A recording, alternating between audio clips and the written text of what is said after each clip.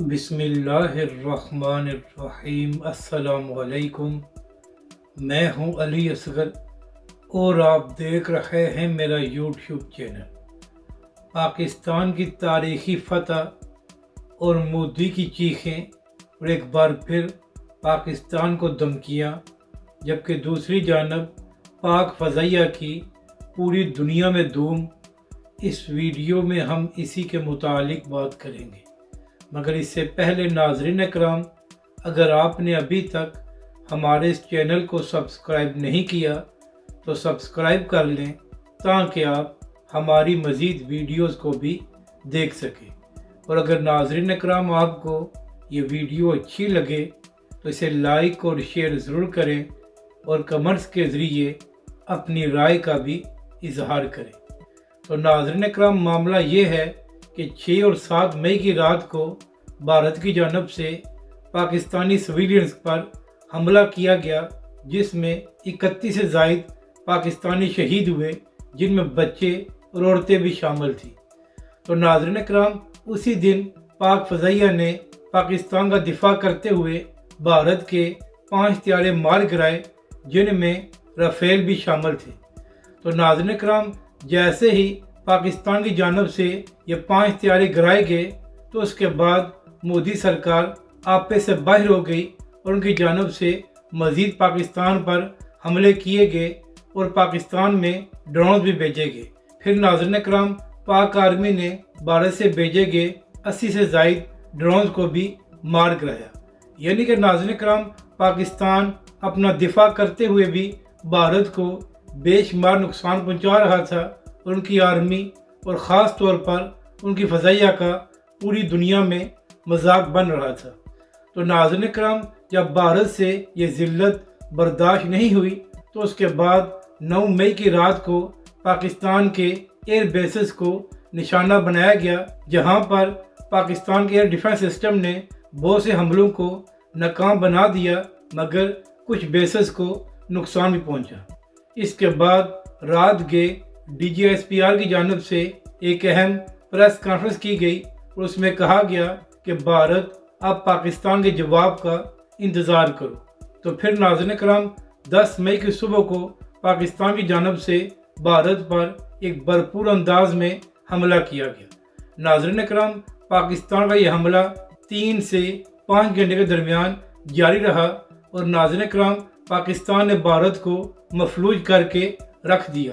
یہاں تک کہ ناظرین کرام، مودی اور بھارت کو جس S-400 ڈیفنس سسٹم پر بڑا ناز تھا کہ یہ پاکستان کے میزائل کو روکے گا، تو پاکستان ایئر فورس نے اسی کو 2 شہروں سے اڑا دیا۔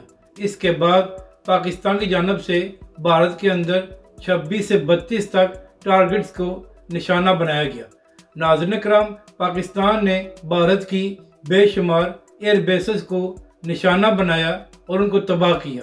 تو ناظرین کرام، جب پاکستان کا یہ حملہ جاری تھا اور بھارت بالکل مفلوج ہو چکا تھا، تو اس کے بعد پاکستان کی جانب سے یہ دعویٰ کیا جا رہا ہے اور اسی میں حقیقت ہے کہ بھارت دوڑ کر بہت سے ملکوں کے پاس گیا اور کہا کہ پاکستان سے کہا جائے کہ یہ حملہ ختم کر دیں اور ہم سیز فائر کرنے کو راضی ہیں۔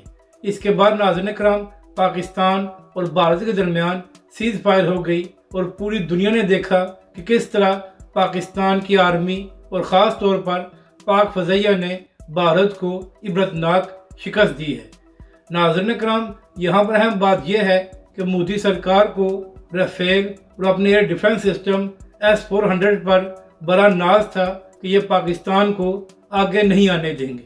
تو یہاں پر اہم بات یہ ہے کہ پہلے پاکستان کے شاہینوں نے 3 رافیل کو گرایا اور اس کے بعد S-400 جو ایئر ڈیفنس سسٹم تھا اس کو بھی پاکستان کی جانب سے نشانہ بنایا گیا اور پاکستانی شاہینوں نے 2 شہروں میں اس کو نکارہ بنا دیا۔ یعنی کہ ناظرین کرام، جن 2 چیزوں پر مودی حکومت کو بڑا غرور تھا، انہی کو ہی پاک فضائیہ کے شاہینوں نے دھول چٹائی اور پوری دنیا میں یہ ثابت کیا کہ آج بھی پاک فضائیہ کو بھارت پر برتری حاصل ہے۔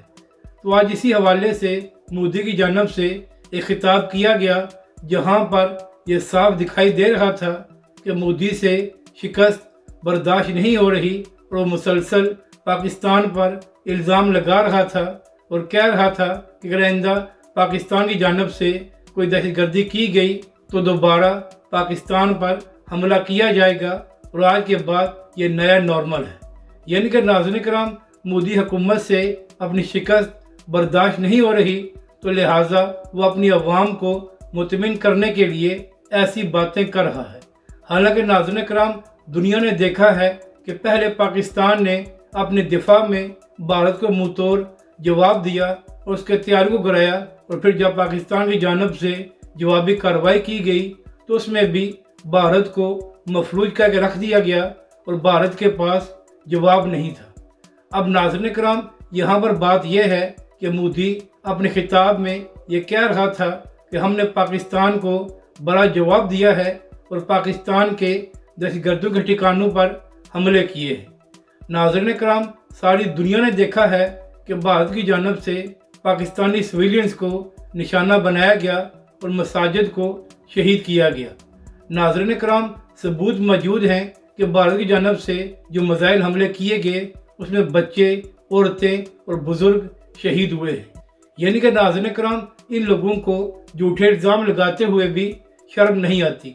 अब यहाँ पर अहम बात यह है कि नाज़रीन किराम, पिछले 5-6 दिन जो पाकिस्तान और भारत के दरमियान कशीदगी रही तो यहाँ पर भारत का गोदी मीडिया बुरी तरह एक्सपोज हुआ है। यहाँ तक कि नाज़रीन किराम, भारतीय मीडिया की जानब से ये दावा किया गया कि पाकिस्तान के शहरों इस्लामाबाद, लाहौर और कराची को तबाह कर दिया गया है और फिर इसके साथ साथ ये भी कहा गया कि भारतीय फ़ौज पाकिस्तान के अंदर दाखिल हो गई है। यहाँ तक कि भारतीय मीडिया ने यह भी दावा किया कि लाहौर की बंदरगाह को भी तबाह कर दिया गया है। हालांकि पूरी दुनिया जानती है कि ना ही लाहौर में समुंदर है और ना ही वहाँ पर बंदरगाह है। बताने का मतलब यह है कि भारतीय हुकूमत और मीडिया ख्वाबों की दुनिया में रहता है और इसी तरह झूठी खबरें देकर वो अपने लोगों को मुतमिन करते हैं, जबकि दूसरी जानब जो पाकिस्तान की जानब से भारत को नुकसान पहुंचाया गया है उसको पूरी दुनिया तस्लीम करती है और पूरी दुनिया ये भी तस्लीम करती है कि पाकिस्तान के शहीनों ने भारत के राफेल को गिराया है। यहाँ तक कि नाज़रीन किराम, जब से पाकिस्तानी शहीनों ने भारत के राफेल को गिराया है तो इसके बाद दोबारा भारतीय फ़ज़ाइया ने राफेल को बाहर भी नहीं निकाला। यानी कि नाज़रीन किराम, भारतीय फ़ज़ाइया पर पाकिस्तान के शहीनों का इस कदर खौफ था कि उनको डर था कि अगर हमने राफेल को दोबारा पाकिस्तानी बॉर्डर के करीब लेकर गए तो इसको दोबारा निशाना बना दिया जाएगा और फिर हमारा पूरी दुनिया में तमाशा लगेगा। नाज़रीन किराम, भारत की जानब से पाकिस्तान को धमकियाँ तो बड़ी दी गई थी मगर हमेशा की तरह पाक आर्मी ने न सिर्फ पाकिस्तान के चप्पे चप्पे का दिफा किया है बल्कि भारत को इबरतनाक शिकस्त भी दी है। यही वजह है कि आज जब मोदी साहब खिताब कर रहे थे तो लगता यही था कि उनकी चीखें आसमान तक जा रही हैं और उनसे इबरतनाक शिकस्त बर्दाश्त नहीं हो रही। अगर आपको ये वीडियो अच्छी लगे तो इसे लाइक और शेयर ज़रूर करें और कमेंट्स के ज़रिए अपनी राय का भी इजहार करें।